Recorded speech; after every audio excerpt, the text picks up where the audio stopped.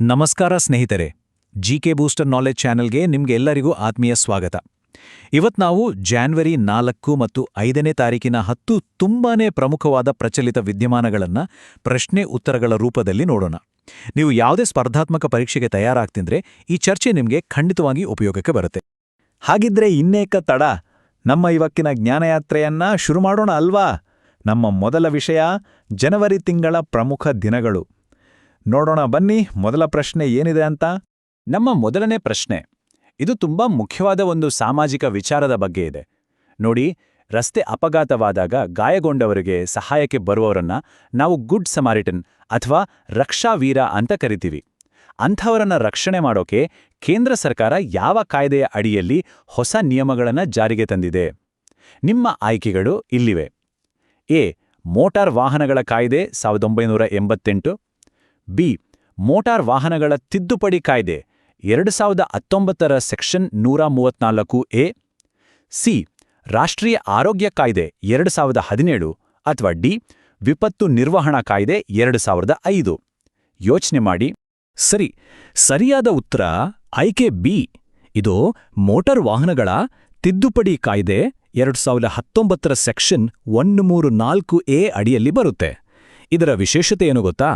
ಅಪಘಾತದಲ್ಲಿ ಸಹಾಯಕ್ಕೆ ಬರೋ ರಕ್ಷಾವೀರರಿಗೆ ಇದರಿಂದ ಪೂರ್ತಿ ಕಾನೂನು ರಕ್ಷಣೆ ಸಿಗುತ್ತೆ. ಅಂದ್ರೆ ಅವ್ರಿಗೆ ಅನಾವಶ್ಯಕವಾಗಿ ಪೊಲೀಸ್ ವಿಚಾರಣೆ ಮಾಡೋ ಆಗಿಲ್ಲ, ಅವರ ಡೀಟೇಲ್ಸ್ ಕೊಡಿ ಅಂತ ಒತ್ತಾಯ ಮಾಡೋ ಆಗಿಲ್ಲ.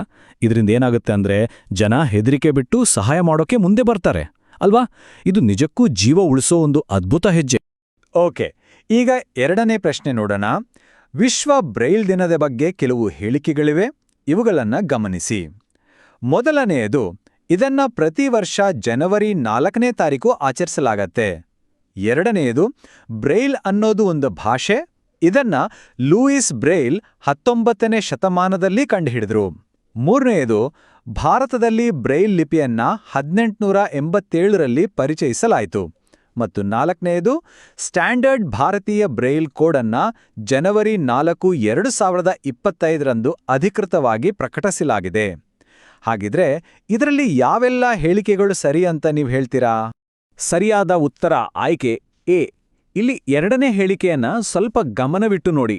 ನಾವು ಸಾಮಾನ್ಯವಾಗಿ ಬ್ರೈಲ್ ಅನ್ನೋದನ್ನ ಒಂದು ಭಾಷೆ ಅಂತ ಅನ್ಕೊಂಡ್ಬಿಡ್ತೀವಿ. ಆದರೆ ಅದು ಭಾಷೆ ಅಲ್ಲ. ಬದಲಿಗೆ ಅದು ಸ್ಪರ್ಶದ ಮೂಲಕ ಓದೋಕೆ ಮತ್ತೆ ಬರೆಯೋಕೆ ಬಳಸುವ ಒಂದು ಕೋಡ್ ಅಥವಾ ಲಿಪಿ. ಇದು ಪರೀಕ್ಷೆಗಳಲ್ಲಿ ಕನ್ಫ್ಯೂಸ್ ಮಾಡ್ಬೋದಾದ ಒಂದು ಸಣ್ಣ ಪಾಯಿಂಟ್, ನೆನ್ಪಿಟ್ಕೊಳ್ಳಿ. ಉಳಿದಂತೆ ಜಾನ್ವರಿ 4 ವಿಶ್ವ ಬ್ರೈಲ್ ದಿನ, 1887ರಲ್ಲಿ ಭಾರತಕ್ಕೆ ಬಂತು ಮತ್ತು 2025ರಲ್ಲಿ ಹೊಸ ಕೋಡ್ ಪ್ರಕಟಣೆ. ಈ 3 ಪಾಯಿಂಟ್ಸ್ ಕರೆಕ್ಟ್ ಆಗಿವೆ. ಬನ್ನಿ ಮುಂದಿನ ಪ್ರಶ್ನೆಗೆ ಹೋಗೋಣ. ಇದು ರಾಷ್ಟ್ರೀಯ ಪಕ್ಷಿ ದಿನದ ಬಗ್ಗೆ 4 ಹೇಳಿಕೆಗಳನ್ನು ನೋಡಿ. 1.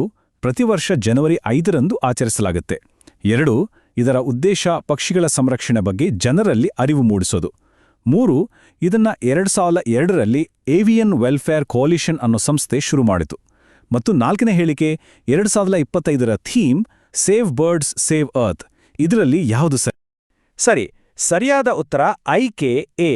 ಅಂದ್ರೆ ಮೊದಲ 3 ಹೇಳಿಕೆಗಳು ಸರಿಯಾಗಿವೆ, ಆದರೆ 4ನೇ ಹೇಳಿಕೆ ಅಂದ್ರೆ ಆ ಥೀಮ್ ಅದು ತಪ್ಪಾಗಿದೆ. 2025ರ ಸರಿಯಾದ theme every bird counts, your observations matter ಅಂತ. ಇದರ ಅರ್ಥ ಪ್ರತಿ ಹಕ್ಕಿಯೂ ಮುಖ್ಯ, ನಿಮ್ಮ ವೀಕ್ಷಣೆಗಳು ಮೌಲ್ಯಯುತ ಅಂತ. ಅಂದ್ರೆ ಸಾಮಾನ್ಯ ಜನರು ಕೂಡ ಪಕ್ಷಿಗಳನ್ನ ಗಮನಿಸೋ ಮೂಲಕ ಅವುಗಳ ಸಂರಕ್ಷಣೆಯಲ್ಲಿ ಭಾಗಿಯಾಗಬಹುದು ಅಂತ ಇದು ಹೇಳುತ್ತೆ. ಈ ಥೀಮ್ನ ನೆನ್ಪಿಟ್ಕೊಳ್ಳಿ, ಇದು ಇಂಪಾರ್ಟೆಂಟ್. ಪ್ರಮುಖ ದಿನಗಳ ಬಗ್ಗೆ ತಿಳ್ಕೊಂಡಾಯ್ತು. ಈಗ ನಮ್ಮ ದೇಶದಲ್ಲಿ ನಡೆದ ಕೆಲವು ಗಮನಾರ್ಹ ಬೆಳವಣಿಗೆಗಳ ಕಡೆಗೆ ಹೋಗೋಣ. ನಮ್ಮ ಮುಂದಿನ ವಿಭಾಗ ರಾಷ್ಟ್ರೀಯ ಮತ್ತು ರಕ್ಷಣಾ ಸುದ್ದಿಗಳು. 4ನೇ ಪ್ರಶ್ನೆ ಇತಿಹಾಸಕ್ಕೆ ಸಂಬಂಧಿಸಿದ್ದು. ಭೀಮಾ ಕೋರೆಗಾಮ್ ಯುದ್ಧದ 208ನೇ ವಾರ್ಷಿಕೋತ್ಸವದ ಬಗ್ಗೆ ಈ ಹೇಳಿಕೆಗಳನ್ನು ಒಮ್ಮೆ ನೋಡಿ. 1. ಈ ಆಚರಣೆ ಪುಣೆಯ ಪೆರಣೆ ಗ್ರಾಮದಲ್ಲಿರೋ ಜಯಸ್ತಂಭದಲ್ಲಿ ನಡೆಯಿತು. 2. ಈ ಜಯಸ್ತಂಭವನ್ನ 1821ರಲ್ಲಿ ಬ್ರಿಟಿಷರು ಕಟ್ಟಿಸಿದ್ರು. 3. ಈ ಯುದ್ಧದಲ್ಲಿ ಮಹಾರ್ ಸಮುದಾಯದ 500 ಸೈನಿಕರಿದ್ದ ಬ್ರಿಟಿಷ್ ಸೈನ್ಯ 28,000 ಜನರಿದ್ದ ಪೇಶ್ವೆಗಳ ಸೈನ್ಯವನ್ನ ಸೋಲಿಸಿತು. 4. ಡಾಕ್ಟರ್ ಅಂಬೇಡ್ಕರ್ ಅವರು 1927ರಲ್ಲಿ ಜಯಸ್ತಂಭಕ್ಕೆ ಭೇಟಿ ಕೊಟ್ಟಿದ್ದು ಬ್ರಿಟಿಷ್ ಸೈನ್ಯದಲ್ಲಿ ದಲಿತರ ನೇಮಕಾತಿಯನ್ನು ಬೆಂಬಲಿಸೋ ಚಳುವಳಿಯ ಭಾಗವಾಗಿತ್ತು. ಇದರಲ್ಲಿ ಯಾವುದು ಸರಿ? ಸರಿಯಾದ ಉತ್ತರ ಆಯ್ಕೆ ಎ. ಅಂದ್ರೆ ಮೊದಲ 3 ಹೇಳಿಕೆಗಳು ಐತಿಹಾಸಿಕವಾಗಿ ಕರೆಕ್ಟ್. ಆದರೆ 4ನೇ ಹೇಳಿಕೆಯಲ್ಲೊಂದು ಸಣ್ಣ ಆದರೆ ಬಹಳ ಮುಖ್ಯವಾದ ಟ್ವಿಸ್ಟ್ ಇದೆ. ಡಾಕ್ಟರ್ ಅಂಬೇಡ್ಕರ್ ಅವರು ಜಯಸ್ತಂಭಕ್ಕೆ ಭೇಟಿ ಕೊಟ್ಟಿದ್ದು ನಿಜ. ಆದರೆ ಅವ್ರು ಹೋಗಿದ್ದು ಬ್ರಿಟಿಷರು ಅಸ್ಪೃಶ್ಯರ ನೇಮಕಾತಿಯನ್ನ ಬೆಂಬಲಿಸಿದ್ದಕ್ಕೆ ಅಲ್ಲ, ಬದಲಿಗೆ ಅದನ್ನ ನಿಷೇಧ ಮಾಡಿದ್ರ ವಿರುದ್ಧ ಪ್ರತಿಭಟನೆಯ ಸಂಕೇತವಾಗಿ. ಈ ಐತಿಹಾಸಿಕ ಸೂಕ್ಷ್ಮತೆಯನ್ನ ನಾವು ಅರ್ಥ ಮಾಡ್ಕೊಳ್ಳೋದು ಬಹಳ ಮುಖ್ಯ. 5ನೇ ಪ್ರಶ್ನೆ, ಇತ್ತೀಚೆಗೆ ತುಂಬಾ ಸುದ್ದಿಯಲ್ಲಿದ್ದ ಆರೋಗ್ಯದ ವಿಷಯ. ಬೆಂಗಳೂರಿನಲ್ಲಿ ಹೆಚ್ಚಾಗಿ ಕಾಣಿಸಿಕೊಂಡಿದ್ದ ಮದ್ರಾಸ್ ಐ ಅಂತಾರಲ್ಲ, ಅದಕ್ಕೆ ವೈದ್ಯಕೀಯವಾಗಿ ಕರೆಯೋ ಹೆಸರೇನು? ಆಯ್ಕೆಗಳು: ಎ. ಕಣ್ಣಿನ cancer, B. Viral conjunctivitis, C. Glaucoma, D. Cataract. ಹೌದು, ಸರಿಯಾದ ಉತ್ತರ B. Viral conjunctivitis. Madras eye ಅನ್ನೋದು ವೈರಸ್ನಿಂದ ಬರುವ ಕಣ್ಣಿನ ಸೋಂಕಿಗೆ ಇರೋ ಒಂದು ಸಾಮಾನ್ಯ ಹೆಸರು. ಇದು ತುಂಬಾನೇ ಬೇಗ ಒಬ್ರಿಂದೊಬ್ರಿಗೆ ಹರಡುತ್ತೆ.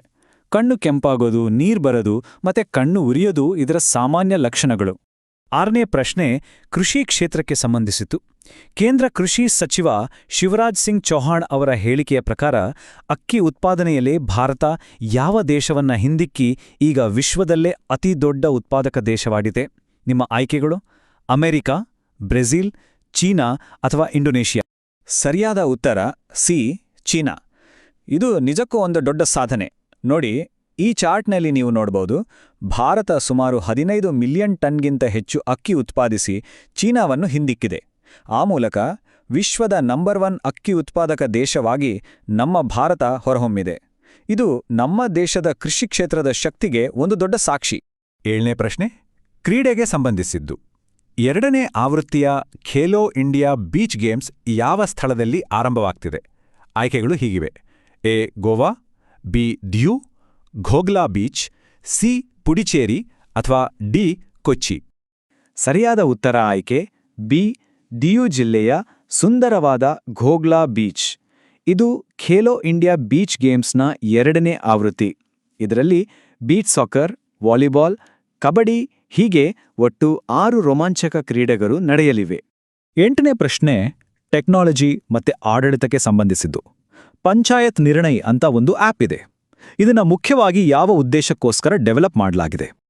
ಇದಕ್ಕೆ ಸರಿಯಾದ ಉತ್ತರ ಗ್ರಾಮಸಭೆ ಮತ್ತು ಪಂಚಾಯತ್ ಸಭೆಗಳನ್ನ ಪಾರದರ್ಶಕವಾಗಿ ಮತ್ತೆ ಸಮಯಕ್ಕೆ ಸರಿಯಾಗಿ ನಡೆಸೋಕೆ. ಈ ಪಂಚಾಯತ್ ನಿರ್ಣಯ ಆಪ್ ಹಳ್ಳಿ ಮಟ್ಟದಲ್ಲಿ ನಡೆಯೋ ಸಭೆಗಳು ಟೈಮ್ಗೆ ಸರಿಯಾಗಿ, ಟ್ರಾನ್ಸ್ಪೆರೆಂಟ್ ಆಗಿ ಮತ್ತೆ ಸಾಕ್ಷಿ ಆಧಾರದ ಮೇಲೆ ನಡೆಯೋ ಹಾಗೆ ನೋಡ್ಕೊಳ್ಳುತ್ತೆ. ಇದರಿಂದ ಏನಾಗುತ್ತೆ ಅಂದ್ರೆ ತಳಮಟ್ಟದ ಆಡಳಿತ ಇನ್ನಷ್ಟು ಬಲಗೊಳ್ಳುತ್ತೆ, ಜೊತೆಗೆ ಜವಾಬ್ದಾರಿಯೂ ಹೆಚ್ಚಾಗುತ್ತೆ. 9ನೇ ಪ್ರಶ್ನೆ ನಮ್ಮ ರಕ್ಷಣಾ ವಲಯದ ಬಗ್ಗೆ. ಧನುಷ್ ಆರ್ಟಿಲರಿ ಗನ್ ಸಿಸ್ಟಮ್ ಬಗ್ಗೆ ಈ ಹೇಳಿಕೆಗಳನ್ನೇ ಗಮನಿಸಿ. 1. ಇದು ಭಾರತದ ಮೊದಲ ಸ್ವದೇಶಿ 155 mm ಟೋಡ್ ಆರ್ಟಿಲರಿ ಗನ್. 2. ಇದನ್ನ AWIL ಅನ್ನೋ ಸಂಸ್ಥೆ ಅಭಿವೃದ್ಧಿಪಡಿಸಿದೆ. 3. ಇದರ ಗರಿಷ್ಠ ಫೈರಿಂಗ್ ರೇಂಜು ಕೇವಲ 25 ಕಿಲೋಮೀಟರ್. 4. ಇದು ಹಗಲು ಮತ್ತು ರಾತ್ರಿ ಎರಡೂ ಸಮಯದಲ್ಲಿ ಫೈರಿಂಗ್ ಮಾಡೋ ಕೆಪಾಸಿಟಿ ಹೊಂದಿದೆ. ಸರಿಯಾದ ಉತ್ತರ ಆಯ್ಕೆ ಎ. ಇಲ್ಲಿ ತಾಂತ್ರಿಕವಾಗಿ ಒಂದು ಅಂಶ ತಪ್ಪಿದೆ. ಅದು 3ನೇ ಹೇಳಿಕೆ. ಧನುಷ್ ಗನ್ನ ಫೈರಿಂಗ್ ರೇಂಜ್ ಬರೀ 25 ಕಿಲೋಮೀಟರ್ ಅಲ್ಲ, ಅದು 37 ಕಿಲೋಮೀಟರ್ಗಿಂತಲೂ ಹೆಚ್ಚು ದೂರದಲ್ಲಿರೋ ಟಾರ್ಗೆಟ್ಗಳನ್ನು ಹೊಡೆಯಬಲ್ಲದು. ಇದು ಮೇಕ್ ಇನ್ ಇಂಡಿಯಾ ಅಡಿಯಲ್ಲಿ ನಮ್ಮ ದೇಶದ ರಕ್ಷಣಾತ್ಮಕ ಆತ್ಮನಿರ್ಭರತೆಗೆ ಒಂದು ಅದ್ಭುತವಾದ ಉದಾಹರಣೆ. ಸರಿ, ದೇಶದ ವಿಷಯಗಳನ್ನ ಚರ್ಚೆ ಮಾಡಿದ್ವಿ.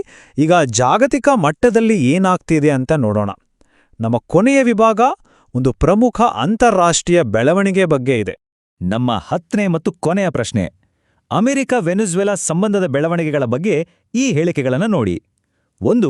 ಅಮೆರಿಕದ ದಾಳಿ ನಂತರ ವೆನೆಜುವೆಲಾದ ಅಧ್ಯಕ್ಷ ನಿಕೋಲಸ್ ಮದುರೋ ಅವರನ್ನ ಬಂಧಿಸಲಾಗಿದೆ ಅಂತ ಡೊನಾಲ್ಡ್ ಟ್ರಂಪ್ ಹೇಳಿದ್ದಾರೆ. 2. ಆಪರೇಷನ್ ಆಬ್ಸಲ್ಯೂಟ್ ರಿಸಾಲ್ವ್ ಅನ್ನೋ ಕಾರ್ಯಾಚರಣೆಯನ್ನ ಜನವರಿ 3, 2026ರಂದು ನಡೆಸಲಾಯಿತು. 3. ಈ ಕಾರ್ಯಾಚರಣೆಯ ಉದ್ದೇಶ ಮದುರೋ ಮತ್ತು ಅವರ ಪತ್ನಿಯನ್ನ ಅಮೆರಿಕದ ಕಸ್ಟಡಿಗೆ ತರೋದಾಗಿತ್ತು. 4. ಈ ದಾಳಿಗೆ ಅಮೆರಿಕಾವು ಹವಾಮಾನ ಬದಲಾವಣೆ ಮತ್ತು ಮಾನವ ಹಕ್ಕುಗಳ ಉಲ್ಲಂಘನೆಯನ್ನ ಕಾರಣವಾಗಿ ಕೊಟ್ಟಿದೆ. ಸರಿಯಾದ ಉತ್ತರ ಆಯ್ಕೆ ಎ.